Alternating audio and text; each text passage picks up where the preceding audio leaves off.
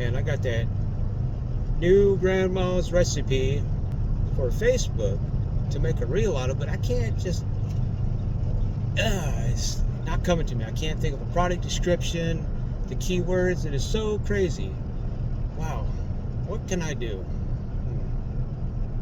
But now I've heard a lot about this Chat GPT, so let me just go ahead and do a little typing. So let me type in, create a product description for grandma's homemade peach cobbler, and add keywords that are relevant for Facebook and generate keywords at the very bottom.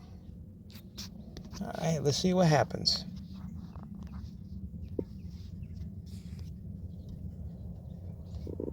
Oh, wow, look at this.